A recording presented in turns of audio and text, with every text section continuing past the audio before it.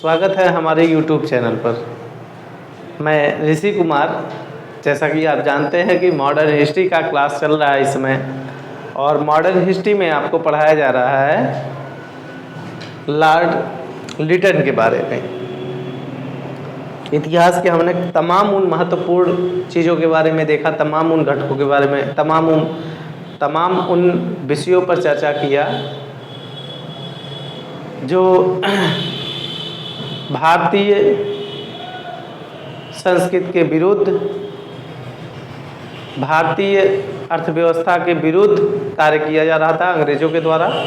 फिलहाल हम बात करते हैं आगे लॉर्ड लिटन के बारे में, जहाँ पर आप देखते हैं कि तमाम कंपनियों का आगमन हो चुका होता है और उसके बाद हम आपसे चर्चा कर रहे हैं।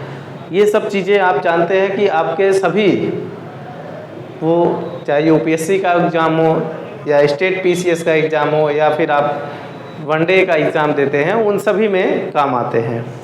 तो लॉर्ड लिटन के बारे में अगर हम बात करते हैं तो इनका जो टाइम पीरियड है, कार्यकाल है, वो 1876 से लेकर के 80 तक देखा जाता है।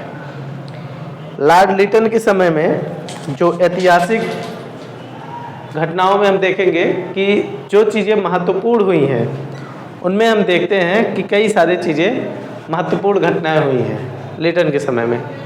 एक तो सबसे पहले हम ये देखते हैं कि इनके टाइम पीरियड में, इनके कार्यकाल में हम देखते हैं कि भारत के विभिन्न क्षेत्रों में अकाल पड़ जाता है। जैसे कि आप जानेंगे मद्रास होता है, मध्य भारत होता है, अवध का क्षेत्र होता है, पंजाब का क्षेत्र होता है, बम्बई होता है। इन क्षेत्रों में अकाल पड़ जाता है, उस समय वर्षा नहीं होता है।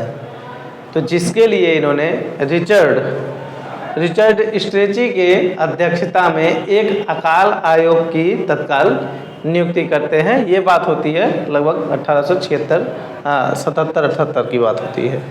और उसके बाद हम देखते हैं कि लॉर्ड लिटन के द्वारा एक दिल्ली दरबार का आयोजन किया जाता है।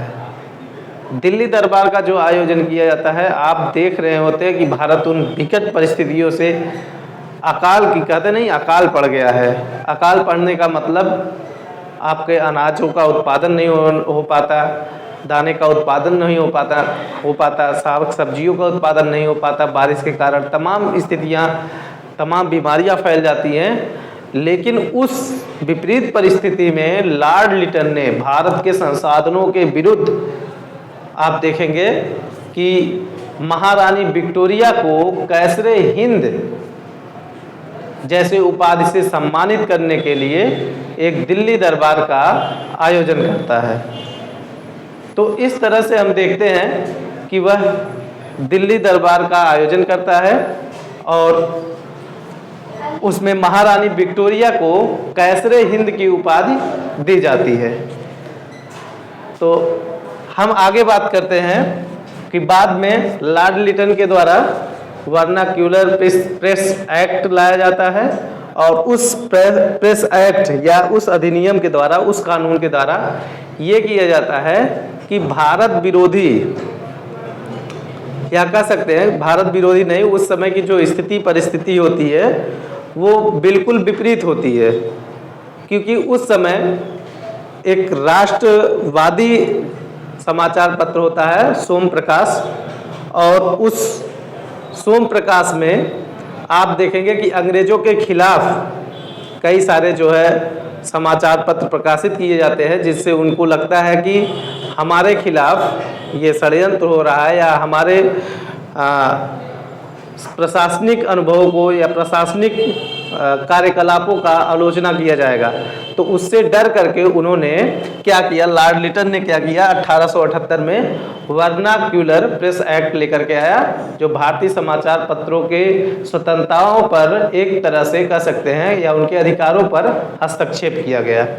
और उनके ऊपर ये कहा गया कि यदि किसी प्रकार के अंग्रेजी सरकार के ऊपर या हुकूमत के ऊपर आप किसी तरह का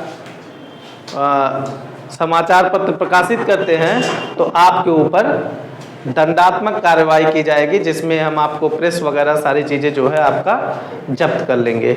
मतलब इस तरह से कहा गया, उसको इस वे में समझ सकते हैं कि इस तरह से कहा गया कि यदि अंग्रेजी सरकार के विरुद्ध या कोई अनौपचारिक चीज़ें प्रकाशित की गई तो ऐसे में उस अधिनियम के तहत, वर्नाक्यूलर प्रेस एक्ट के तहत हम उसको जब्त कर लेंगे। तो इस तरह से हम देखते हैं कि लॉर्ड लिटन के समय में एक चीज़ ये होता है, टाइम पूछता है कि 1878 में वर्नाक्यूलर प्रेस एक्ट आया था, मतलब कब आया था, किसके समय में आया था, किसने लाया था, लॉर्ड लिटन ने लाया था। दूसरा बात करते हैं, उस प्रेस एक्ट में सोम प्रकाश को ही टारगेट करके ऐसा किया गया था। दूसरी बात करते हैं, 1878 में ही भारतीय शस्त्र अधिनियम लाया गया। भारतीय शस्त्र अधिनियम क्या था?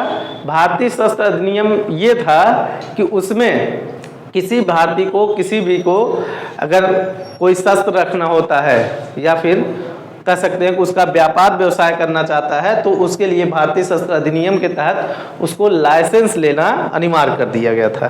तो इस तरह से उसमें लाइसेंसिंग प्रणाली के माध्यम से ही उनको शस्त्र वगैरह मिल सकते थे।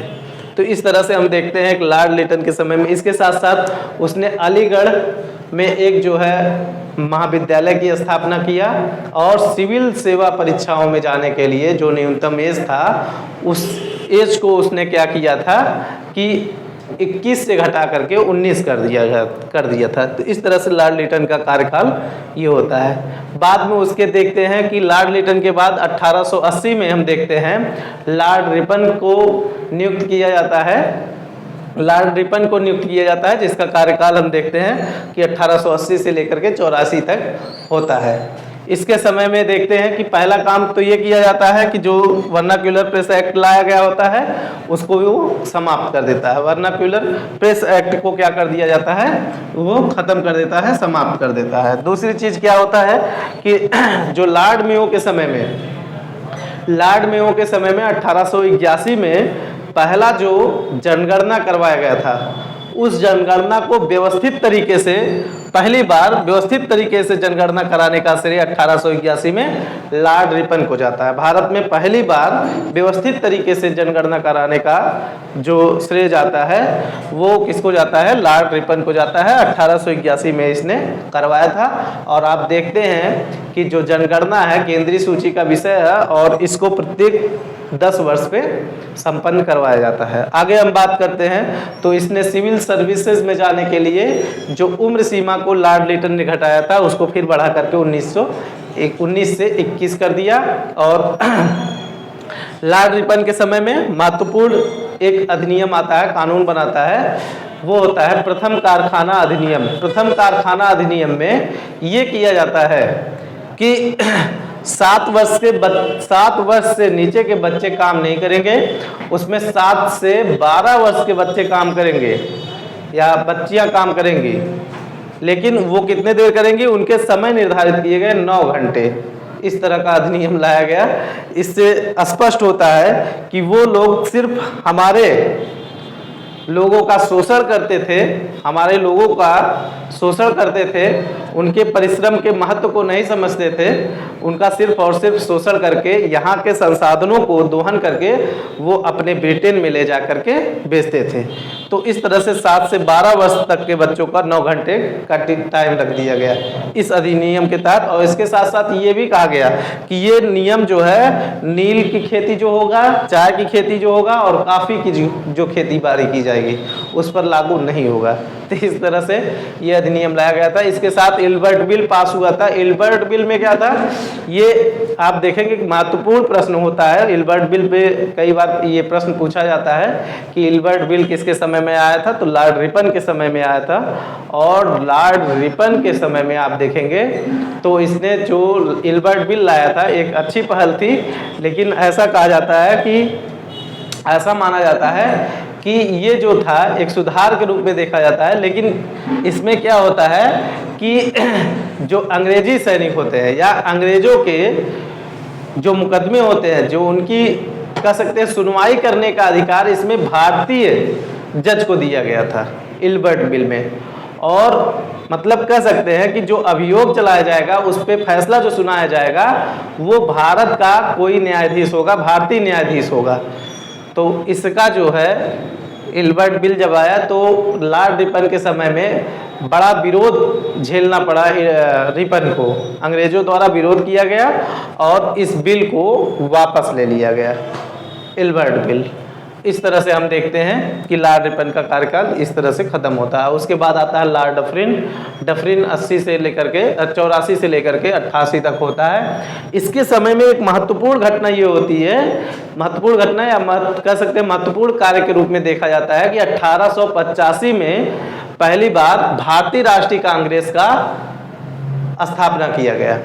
मतलब 1885 में इंडियन नेशनल कांग्रेस की स्थापना की गई और वो जो है A.O.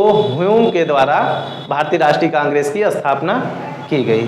तो इस तरह से हम देखते हैं कि ये सब महत्वपूर्ण चीज़ें हैं इतिहास का। तो आज के लिए बस इतना ही, धन्यवाद।